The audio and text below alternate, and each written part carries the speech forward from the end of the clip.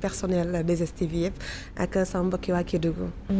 nga dëkk Kédougou nekk fa en tout cas di bokk ci li nga xamante ni ñi ngi doxal gox boobu tey nga ñëwoon étalu ñu benn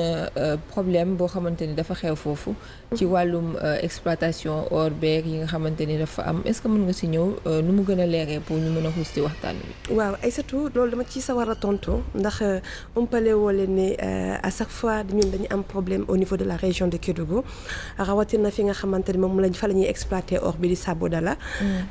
village yu Sabodala bi ba fa duggee ay surtout sarangoñ day tuuru te doo ko tey par rapport boo comparé village yu Sabodala ak fi nga xamante ne fa la base Sabodala camp Sabodala fi mu nekk boo duggee camp Sabodala tu te crois en Europe maanaam il ne manque absolument de rien du tout. ñu am électricité am ndox am tout ce qu'il faut hein. Tu te crois en Europe. Mais malheureusement Aïssatou nga daw quelques kilomètres rek dugg ci village du Sabodala bi tu te crois en un gros village boo xamante ne la amul courant amul ndox amul infrastructure amul dara ba dara booloo jeex pauvreté extrême des femmes yoo xamante ne pour ñu am lu ñu añee wala am lu ñu ndekkee seen yére la ñuy fóot ci guddi gi paase ko dem jaay ko pour mun a jox seen njaboot lu ñu lekk. nga xool ci beneen côté bi nga gis ne le directeur général de Sabodala se glorifie en disant que 2022 bi rapport 2021 bi exploité nañu plus de 12 tonnes d'or à Kédougou. am nañ plus de 460 milliards. et juste à côté am na ñoo xamante ne pour ñu am lu ñu añee wala lu ñu reere problème la ci ñoom Aïssatou. juste à côté c'est-à-dire yan village. village du Sabodala fi nga xamante ne fa la or bi di jógee laa la wax. fi nga xamante ne fa la or bi jógee. et pur Aïssatou pur ce qui nous fait mal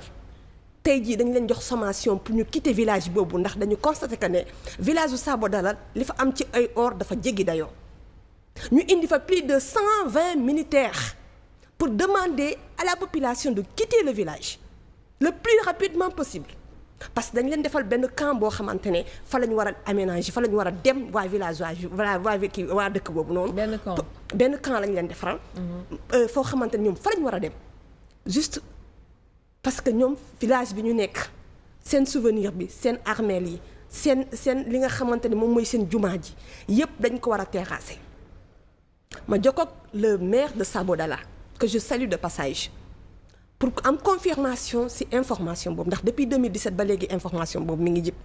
mu ne ma effectivement Assou on doit quitter le village et le plus rapidement possible mois d'août bii la ñu war a quitter le village ma ne que léegi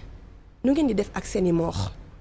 te c'est ce qu'il m'a demandé ils nous ont demandé de repartir avec nos morts maanaam seen armeel ba dañu war a suul seen néew yi yóbbaale ko gis nga Aïssatou li xew Sénégal li xew précisément à Kédougou buñ ci bàyyiwul xel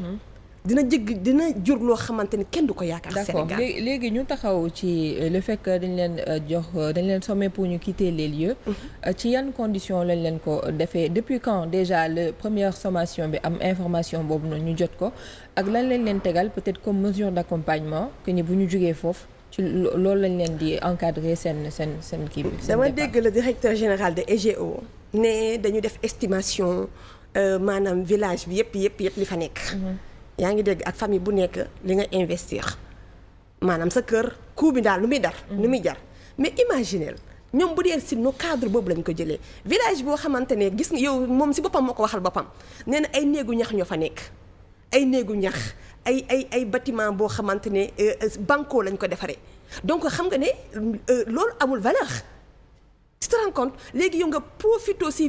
si pauvreté population boobu profité cette honnêteté population boobu néew dem ne le tabaxal naa leen ay bâtiment tabaxal naa leen fu ñu nekk te li ma leen tabaxal c'est en béton xaw ma c'est en nangam ak nangam foofu la ñu war a déménager. tu te rends compte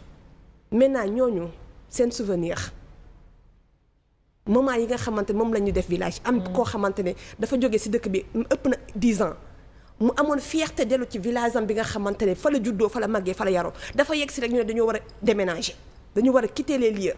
dañu war a jóge ci village bi dem ci beneen lieu boo xamante ne xamuñu fa dara am koo xamante ne toolam la yor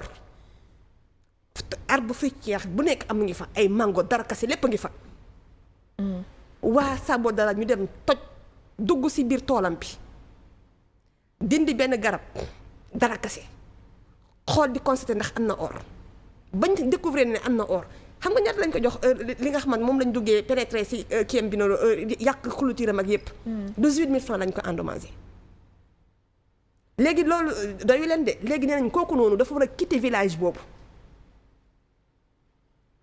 d'accord léegi maintenant à la place yéen lan ngeen est-ce que jot ngeen def déjà ay propositions parce que am na ay autorités le maire est là-bas moom lan la jotagum def ci situation bu mel noonu yéen population bi est-ce que jot ngeen def proposition boo xam ne da ngeen naan tey antuwul moo tax ñeen nekk ci situation bi. gis nga institut dañ nekk en face ci état boo xamante ne joxul benn gëdd waa Kédougou dañu nekk en face gouvernement boo xamante ne faalewuñu waa Kédougou parce que je dis bien. Le président de la République fan yii passé ba ma le président des artisans waa Kassek le président waa Tabatab bañ ma oowee téléphone gis sama benn vidéo bi circulé may revendiquer ne que il est hors de question que oru Kédougou di jóge Sénégal di dem bitim réew sans que waa Sénégal gis seen bopp l'association des bijoutiers yi gis seen bopp artisanat yi gis seen bopp dañ ma contacter et pourtant le président de la République daf leen recevoir. ba mu lay recevoir xam nga lu président de la République wax ne chaque année lu mot 5 ba 6 tonnes d'or day quitter Sénégal di dem dëkk boo xamante ne xamuñu fu mu jëm xamuñu nu ñu koy jaayee en tant que président de la République. léegi c'est que moom en tant que le chef d'État moom moo xamul fu ñu yóbbu or bi moom moo xamul nu ñuy jaayee or bi. loolu kañ la wax fan yi passé. c'était ba muy jàkkaarloog artisans yi ba mu leen di recevoir. mais tu te rends compte segam ñoom autorités yi mag yi ñoom ñoo xamul fu or bi di jëm ñun waa Kédougou ñun ñi nga xamante ne ñun ñooy impétir ñun ñi nga xamante ne mercure bi tout ce qui est toxique ñun lay dal ñun waa Kédougou ñun ñu fa nekk te ñoom mënuñu comprendre ñun souffrance bi ñuy dund mënuñu comprendre nombre de sociétés minières yi nekk biir Kédougou malgré ça les jeunes de Kédougou, les diplômés de Kédougou n'arrivent pas à trouver un emploi, n'arrivent pas à trouver un job digne de son nom. ay satu li xaw am Kédougou buñ ci waxut waa Sénégal buñ ñu wàlluwut jeunesse bi dinañ jël suñu responsabilité. mais ñaata à peu près si xayma nombre de personnes yi impacté ci tey problème bii ngay wax boo ko doon xayma ñaata wala bokk nombre de population en tout cas ci seen dëkkuwaay. tey est-ce que am nga xayma bi si ñi féetee foofu. mais c'est des centaines de mille de personnes. des centaines de personnes ou des centaines. des centaines de personnes. ok mais imaginez ay surtout lu toll ne benn village Sabodala ñaata société minière lañu am 47 sociétés minières ay surtout société minière bi nekk fi nga implanté wu ñaata nit ñoo fa dëkk. ay surtout problème pauvreté bi laa lay wax. pauvreté extrême bi am Kédougou laa lay wax. surtout fi ngay xamante ne fa la ñuy exploiter or bi fa la ñuy ndamoo ne ay milliards mi ngi fay jóge dem au niveau international